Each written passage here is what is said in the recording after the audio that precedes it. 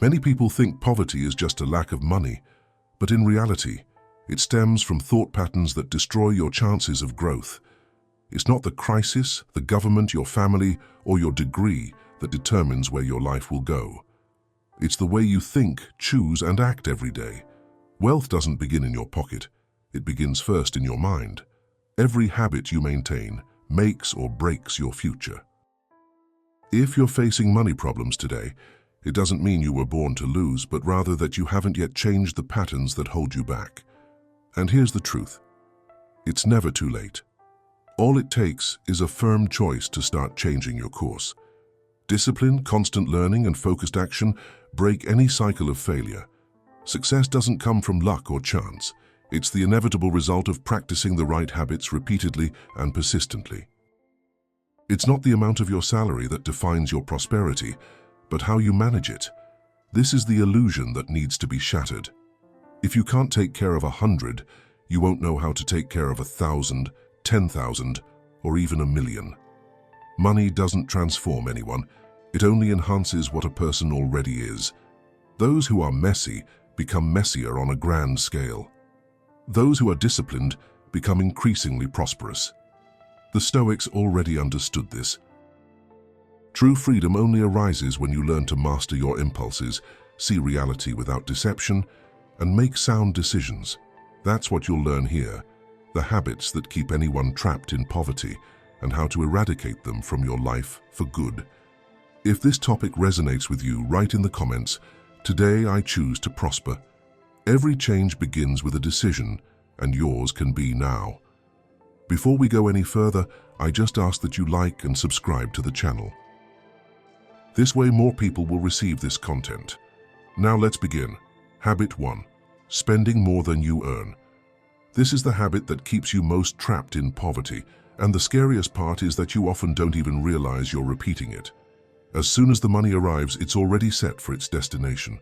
Installments, credit cards, thoughtless purchases, and the result is a constant life of hardship, without savings, without security.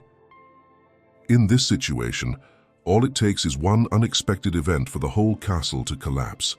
But it's not your fault for believing this was normal. From an early age, almost all of us were trained to spend, not to build. We were taught to show off, not to invest, to react emotionally to money instead of using it wisely. The problem is that this behavior, which seems small, is a prison you can't see. Every useless subscription, every late-night snack, every unnecessary purchase is like another weight added to the scale. At first it seems like almost nothing, but over time it accumulates until it crushes your freedom. And what's behind this? A mindset of wanting everything now, the immediate reward, even if the price is anguish at the end of the month. Many grow up hearing phrases like, "Money doesn't fall from the sky," or "Rich people are dishonest." These ideas stick in your mind as if they were truths. Little by little, you come to believe that money is something rare, dangerous, or too distant. This is the silent poison. Spending more than you earn isn't destiny. It's a result of this mental programming. But here's the good news. Everything learned can be unlearned. And when you change the way you view money, you also change the way it appears in your life. The first step is simple. Take a hard look at your financial life. Write down every expense, even the smallest ones. Observe for 30 days without excuses, without forgetting anything, without hiding anything. You'll notice patterns, automatic purchases, unnecessary expenses, small escapes that rob you of your energy and peace. Perhaps at this point you'll think, but that's an exaggeration. It's petty to write down even a coffee. It's not pettiness, it's clarity. It's not about the coffee, but the custom it symbolizes. Imagine a construction manager. Every day a little material disappears.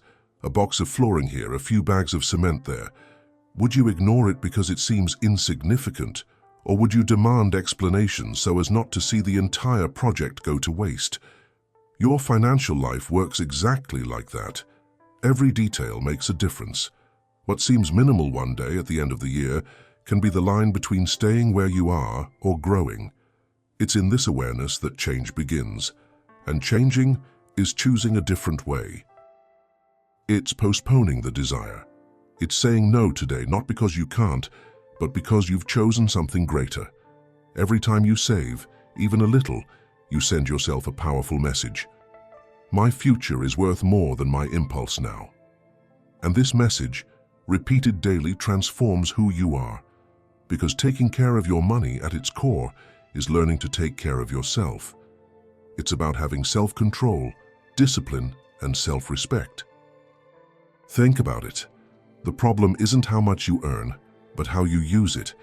If you spend it all today, tomorrow, even if you earn double, you'll still have nothing left over. Money doesn't mean relaxation, it means responsibility. Without control, any increase only increases your lifestyle and increases your debt. But if you learn now to plan, save, and use money intentionally, any income becomes sufficient to grow. Because wealth isn't born from how much comes in, but from how much stays, how much multiplies, and is used wisely. Ultimately, poverty isn't just a lack of money, it's a lack of direction, order, and respect for one's own future.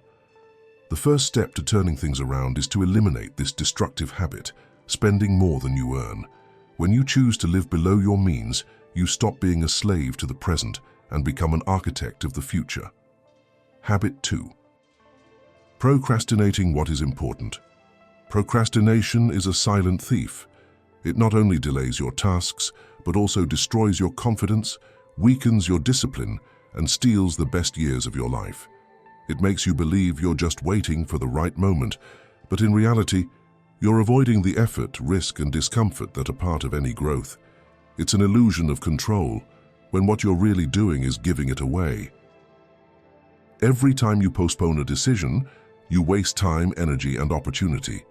You repeat, "I'll start tomorrow," but that tomorrow never comes. The fear of failure hides behind excuses like prudence, logic, or common sense. And while you wait, life doesn't wait with you. Bills pile up, dreams fade, and frustration grows. Procrastinating is like staying in a car with the engine running. The fuel is wasted, the noise is there, but you don't move forward. It keeps you busy, but you don't make progress. It provides temporary relief, but it doesn't transform anything. And here's the truth that almost no one admits. You don't need to be motivated to act. It's the opposite. Action comes first. Motivation emerges later. Only when you move, face the discomfort, and take the first step do energy emerge, confidence grows, and progress begins. This requires letting go of the fantasy of perfection. There's no perfect time. There's only the decision to start. This is the difference between those who evolve and those who remain stagnant. Those who advance make quick decisions, adjust along the way, and move forward. Those who stall wait for guarantees that never come. Think about how many opportunities you've missed because you procrastinated. How many projects never got off the ground, how many relationships never started, how many results never arrived, simply because you waited too long. The price of waiting is always higher than the price of trying. As Seneca said, while we procrastinate, life passes by. And that's exactly what procrastination does. It steals your days until, suddenly, years have passed, and nothing has changed. Starting today, do things differently. Exercise your power to decide. The more you strengthen your ability to choose, the less doubt you feel and the less room procrastination finds. Make one important decision a day, even if it's small, even if it's scary. Each courageous choice sends a powerful message to your mind. I am no longer a slave to fear. I am someone who takes action. This is how you break the cycle. Procrastination keeps you stuck in poverty because it keeps you stuck in the same place. Decisions, even imperfect ones, enrich you because they open doors you'd never see if you kept waiting. Habit 3. Living surrounded by people who keep you small. One of the most hidden habits, yet one that most impoverishes your life, is hanging out with people who don't want to improve. You may not even notice, but where you spend most of your time shapes your thinking, influences your choices, and defines what you consider normal. If the conversations around you are filled with complaints, excuses, and criticisms of those who dream big, you absorb this poison without even realizing it. The result is that you start hiding your dreams to avoid being called arrogant, lowering your standards to avoid being seen as annoying, and accepting living smaller than you could. The mental misery is contagious. No one needs to teach you to doubt yourself or be afraid. It's enough to hear it every day. Just hang around with those who justify standing still by blaming the government, the system, or bad luck. This repeated interaction numbs your will and robs you of clarity. Seneca warned, "The character of others leaves its mark on us." This shows that your environment not only influences you, it also imprints the values, customs, and even the limits of those around you. Think of a student who always gets good grades, but starts hanging out with classmates who never study and always get bad grades. No matter how hard you try, the energy of this group creates a counterforce that pulls you down, and fighting it alone becomes increasingly difficult. Likewise, when you hang out with people who laugh at those who dream big, you soon begin to believe that dreaming is nonsense. And here's the hard truth: your destiny is tied to your environment. If you continue to surround yourself with people who mock effort and reject change, you'll be pulled down to their level. Not because you can't grow, but because the environment doesn't allow it. It's like planting a seed in dry ground. No matter how good it is, it will never flourish. But if you change the soil, life will sprout with strength. So protect your mind as you would something sacred. Choose carefully who has access to your time and thoughts. Surround yourself with those who inspire you, those who challenge you, those who already live up to the standards you want to achieve. At first, it may be uncomfortable. You may even feel out of place. But this discomfort is a sign that you're entering a new level of life. When you surround yourself with greatness, what seemed impossible becomes normal. Your eyes open to new opportunities, your standards rise, and suddenly, living small is no longer acceptable.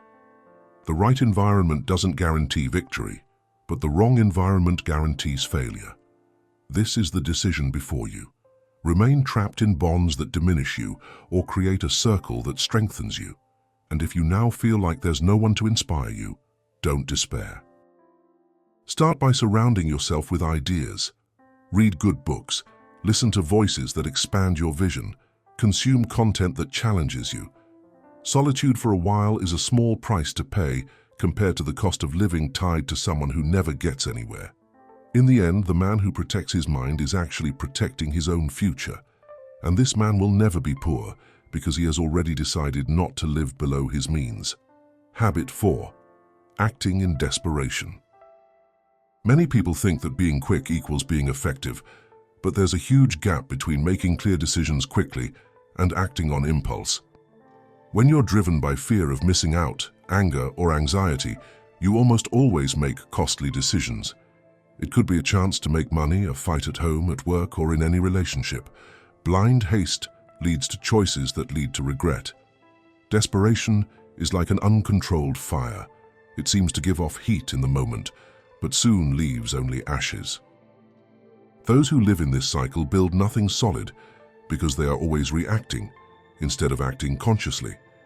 And it's precisely this lack of structure that traps so many people in poverty. Think about it.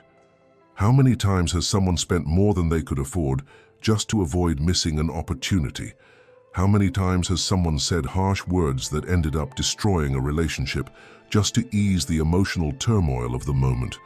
Each such action is another step towards scarcity, because prosperity in any area arises from thoughtful choices, not from impulses.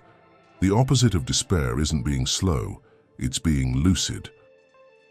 It's taking a deep breath, giving it a few extra seconds, observing the situation, and acting strategically instead of fearfully. This doesn't mean letting good opportunities slip by, but rather having the courage to separate impulse from clarity.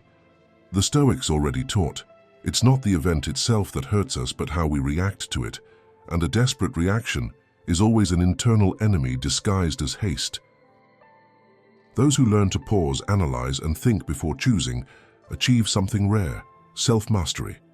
And here's the truth: decisions made in desperation almost always generate more lack, while quick, conscious decisions make room for abundance. The difference between these paths lies not in the time spent, but in the quality of the mind that chooses.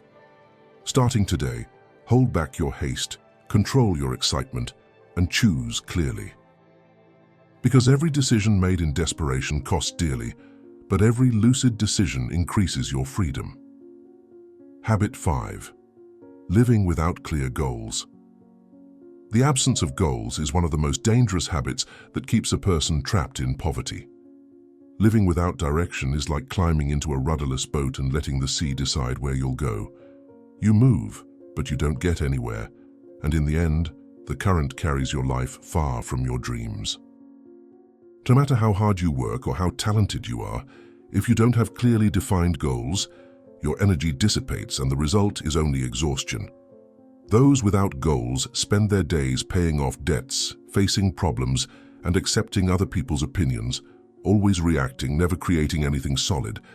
But the moment you set a goal, everything changes. Your mind awakens, your choices become aligned, your routine begins to organize itself. Suddenly you know what to accept and what to reject, what's a waste of time and what really makes a difference. And here's the secret. We're not talking about wishful thinking like, I want more money or I want a better life. A true goal is clear, has a number, a deadline, and a strong reason behind it. It challenges you, takes you out of your comfort zone, and forces you to grow. It's uncomfortable, yes, but this discomfort is the price of progress. A person without goals is like a house without a blueprint. Anything goes, any fear creeps in, any excuse seems valid. Someone with goals, on the other hand, lives with clarity, focus, and a clear direction. Those who set goals wake up with purpose, face setbacks with more determination, and become magnetic because it's obvious when someone carries a fire within. Don't wait for fate to choose for you. Grab a piece of paper and write, how much do you want to earn? How long will it take? What will you do every day to get there? Read this every morning before touching your phone. Close your eyes and imagine this goal already accomplished. This simple exercise reignites motivation when it seems to fade. People without goals drift. People with goals forge their own path. Your life shouldn't be a fluke. It should be a masterpiece, and every masterpiece is born from a clear decision. But there's something important to understand. If you've been trying for a long time to step out of your comfort zone and learn more, but haven't been able to, there might be something you're not aware of. I know what it might be. Anxiety. Anxiety is like a snake that creeps up silently and affects you without you even realizing it. It makes you feel bad for days, months, and even years. Living like this is like being sick all the time. But I know a solution. Stoic philosophers, along with modern psychology, have a way to help you get rid of it. I managed to cure myself of this anxiety. I made a video explaining how you can get rid of this problem, and it's in the first comment. Click the link in the first comment and start healing yourself from this feeling of anxiety. Habit 6. Thinking that learning is over. Stopping learning is like leaving a plant without water. At first it still seems strong, but gradually it withers until it no longer has the energy to flourish. In today's rapidly changing world, those who don't evolve end up falling behind. It's not a punishment from fate, it's simply a lack of updating. It's not about collecting courses out of vanity, but about keeping an open mind to grow a little every day. It's about having the courage to ask yourself, what skill could bring me closer to the life I want? How much is a lack of knowledge costing me now? Where there's a lack of knowledge, there are plenty of bad choices, and each bad choice exacts a high price. Think of someone who spends 20 years in the same job doing exactly the same task. At first it seems secure, but then the world advances. New technologies arrive and suddenly they realize they've fallen behind with no options and no market value. This is the breeding ground for poverty, stopping growing while the world doesn't stop. But those who open themselves up to learning new things never get stuck. Imagine someone who learns to adapt, to master modern tools, to seek new knowledge every year. While many complain about change, they grow alongside it, because they understand that in every new skill lies a door to opportunity.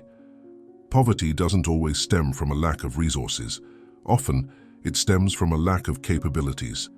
Knowing how to sell, communicate, save, invest, negotiate, and organize yourself, all of this can be learned.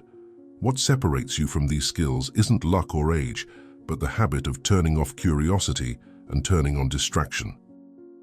Make learning a routine, not an exception. Start simple. 15 minutes of reading a day, but choose books that challenge your beliefs and show you what still needs to change. Also, use downtime as allies, listening to a training audio while driving, cleaning, or working out. This way, time that was previously wasted becomes an investment. Set a bigger goal, a new skill every quarter. It doesn't have to be complete mastery, but at least the basics, enough to expand your toolbox and prove to yourself that you can always learn. And close each day with a powerful question. What did I learn today that I can use tomorrow? This simple practice keeps your mind sharp and creates an endless cycle of growth. And here comes something essential: curiosity. You only grow again when you regain the courage to ask questions, to test, to risk appearing like a beginner again. Evolving requires trusting yourself enough to accept mistakes as part of the process.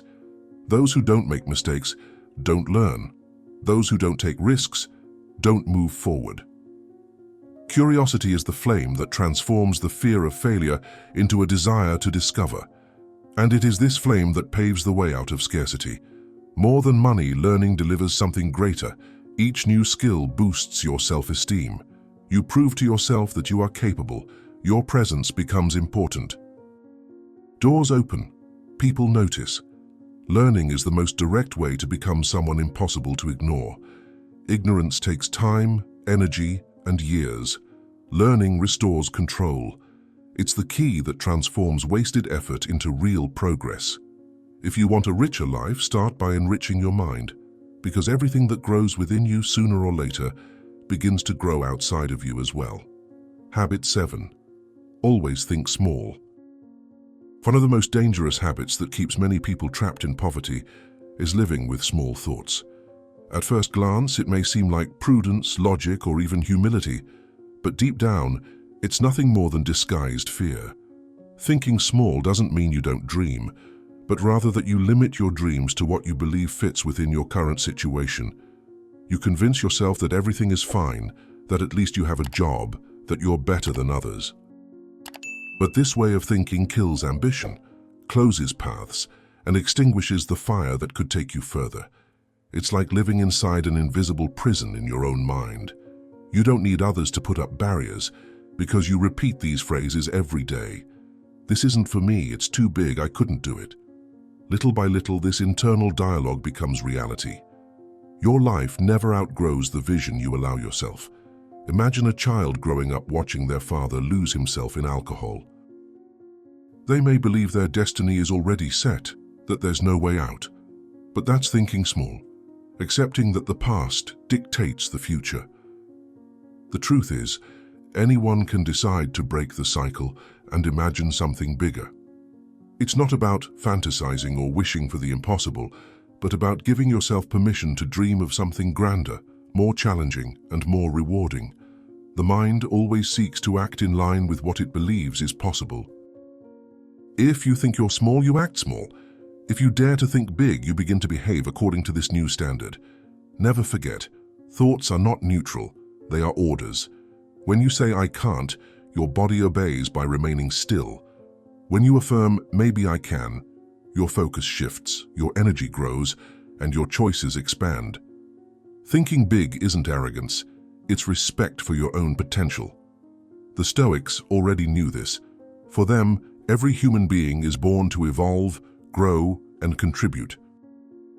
Ignoring this calling is accepting a life of shrinking, of meager results that don't reveal who you truly are. Growth always brings discomfort, but this discomfort is proof that you are ascending to a higher level, where the greatest rewards also lie. And if you're reading this far, it's because within you there's already that voice, that seed that insists, I can do more. I was born for more. Don't silence it. Nurture it. Seek out people who dream big, ideas that challenge your limits, places that remind you not to settle. Grab a piece of paper and write down your goals, but this time, the big ones, the ones that scare you, the ones that seemed impossible yesterday, the ones you still don't know how to achieve. This isn't madness, it's the beginning of a turning point. Because when you truly commit to a big goal, your mind starts working with you. Resources, connections, and opportunities appear because you've stopped limiting yourself. Remember, you're not stuck repeating what you saw in the past. Thinking big means tearing up the old script and writing a new story. Poverty isn't just a lack of money, it's a lack of vision. And wealth isn't born of numbers, it's born of mindset. Your life will only grow to the size of the dreams you dare to create. And every time you decide to aim higher, you prove that the past doesn't define who you will be. Write in the comments, "My way of thinking will never be the same again." This will be your statement, the starting point of your new identity. Habit 8. Outsource responsibility. Think about how many movies, stories of overcoming adversity, or biographies you've seen where the main character seemed destined for failure. People born into poverty, rejected orphans, forgotten workers. Almost all of them had one thing in common. At some point in their lives, they decided to stop blaming circumstances and took the wheel of their own path. This is the turning point that separates an ordinary life from an extraordinary one. Blaming the government, your boss, your parents, your city, or luck only gives away a fraction of your power. Those who point the finger become complacent. Those who take responsibility rise up. Full responsibility isn't beating yourself up for everything. It's not repeating "it's my fault" until you feel small. This is the mistake many make. They confuse taking responsibility with condemning themselves. They carry old guilt, belittle themselves, and believe that punishing themselves is the same as being responsible. But this doesn't liberate, it only imprisons them even more. Those who live in the logic of guilt remain trapped in the past, fueling internal poverty. True responsibility is something else. It's not a burden, it's power. It's not "it's my fault," it's "I'm in control." It's understanding that even if you don't like the harvest, you can plant differently from now on. This thought opens the gates. Replace "why did this happen to me" with "what did I do or not do that got me here? What is 100% under my control now? What is the smallest difficult action that can change my direction today?" Yes, there are injustices. Yes, the system fails. But think, how many remain poor clinging to external narratives, while others, even with fewer resources, find a way to move forward? The difference isn't in the scenario, it's in the response. Waiting for the world to change before you do is the most expensive form of stagnation. Freedom always requires courage, the courage to take the wheel of your own life. And here's the root cause many avoid facing. Poverty isn't just an external situation, it's a chosen identity. As long as you see yourself as small, this mindset drags everything down. Impulsive spending, friends who drag you down, limited thinking, endless procrastination, promises of "one day I'll start," zero learning, and blame spread far and wide. No matter the strategy, identity always wins. Think of a worker who loses their job. One blames the company, the boss, the economy. Another, in the same situation, decides to learn a new skill, offer a service, knock on doors. Which one creates a future? The one who complains or the one who takes action? The difference isn't in what they lost, but in how they reacted. Here comes the clearest and hardest lesson of Stoicism. Separate what is within your control from what is not. Complaining about what is beyond your control is losing twice over. Focusing on what you can change is the only way to win. Therefore, master 100% of what depends on you. The break begins in the mirror. I am not what happened to me. I am what I choose to be from this day forward. This is not poetry, it is struggle. It is raising standards, changing habits, protecting your mind, keeping your word, rewriting your story. Money is a consequence. What sustains everything is character, vision, and discipline. And there's a truth you need to keep in mind. The world doesn't respect excuses. It responds to decisions. When the inside changes, the outside follows suit. Maybe not immediately, maybe not tomorrow, but it does. Because the world always responds to the person who decides to stop blaming and start building. The day you take full responsibility will be the turning point, the moment you'll stop being poor inside, even before your income statement changes. A new identity, a new destiny. Take 100% responsibility, and the world will begin to respond.